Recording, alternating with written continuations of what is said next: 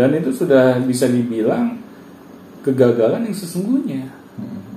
Karena kalau orang masih berproses ya, masih mau berikhtiar meskipun hasil itu belum kelihatan ya, di hadapan kita. Kalau menurut saya itu belum gagal. Kalau gagal itu kalau berhenti 100%, itu baru gagal. Ya kayak pengusaha aja ada yang bangkrut, terus dia bangun lagi usahanya. Dan saya bilang dia nggak gagal. Orang bangkrut itu jangan selalu kita gampang gitu mengucapkan bahwa mereka gagal. Belum tentu loh kalau mereka tetap semangat untuk membangun usahanya lagi. Tetapi kan kadang kita suka nyinyir gitu, ngeliat orang bangkrut, wah dia gagal dalam bisnisnya, malah kita doain rame-rame gitu. Biar bangkrut beneran. Iya benar. Itu kan sebenarnya ya kurang tepat sasaran gitu. Makanya saya selalu himbau gitu ya ke yang lain gitu, bahwa temukanlah arti sukses kita masing-masing. Jangan kita harus sama dengan orang lain, karena kita ini diciptakan oleh Tuhan itu ya dengan keunikan kita masing-masing yang berbeda. Potensi masing-masing. Ada orang yang memiliki potensi misalnya di bidang tarik suara, ya.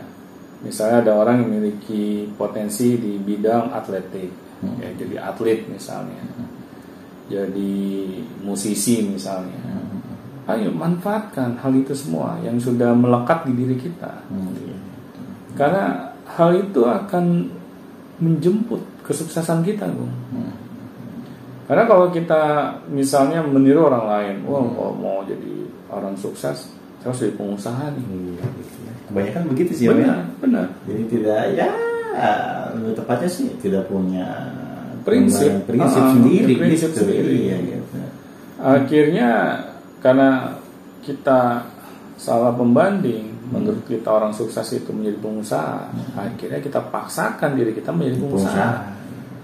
Ternyata kita menjadi pengusaha yang bangkrut. Beragam jenis usaha kita coba dan semuanya nggak menemukan hasil yang kita inginkan. Kita bukan potensinya di situ. Bukan potensinya di situ gitu. Kalau kita nggak berbakat jadi pengusaha, ya sudah gitu. Cari bidang apa yang hal itu merupakan strength kita, kekuatan kita. Ya kalau misalnya hitung-hitungannya hanya menjadi orang kaya, banyak kok atlet yang bisa menjadi kaya. Iya. Karyawannya ya ada yang kaya loh. Orang kayanya nggak tanggung-tanggung gitu.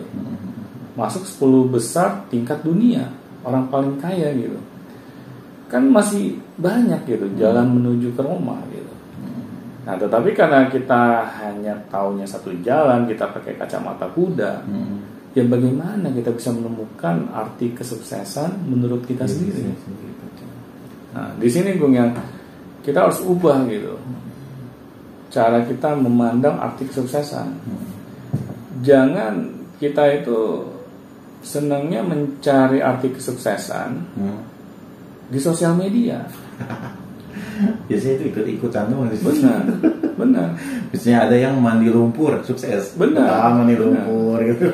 Nah, karena kalau kita nggak cerdas ya dalam menimbang semua informasi yang masuk, akhirnya kita telan semuanya. Iya, jadi kita kacau juga gitu. Kita yang jadi kacau gitu. Iya betul. Akhirnya kita nggak kemana-mana juga. Makanya ya kalau kita misalnya ingin mencari sesuatu di sosial media, kita harus memiliki fondasi berpikir dulu. Ya. Jadi apa yang kita lihat, yang kita rasakan, itu semuanya ada pertimbangannya. Ada filternya gitu. Ada filternya. Iya betul. Bukan semuanya masuk tanpa filter. Akhirnya kita coba semuanya. Gitu semua. Iya. Banyak tuh yang kayak gitu Pak. Karena kan di sosial media tuh kadang ada yang flexing. Nah ya, itu. mencoba keberuntungan gitu, diikuti. Nah itu. Kalau dia gue juga kayak dia. Iya. Gitu. Benar dong, benar. Terus kita lihat zodiak kita gitu, cocokkan ya, jadi orang sukses. Nah itu kan karena kita temukan di sosial media gitu.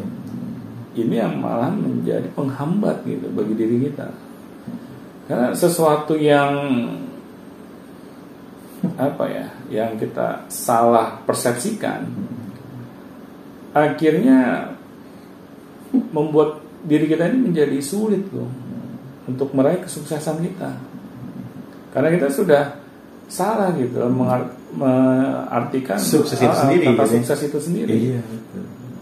Nah, di sini kita harus temukan arti sukses menurut versi kita sendiri, gitu. Versi kita yang asli, ya, benar. Sesuai potensi. Benar, kita. sesuai dengan potensi kita, sesuai dengan kesukaan kita.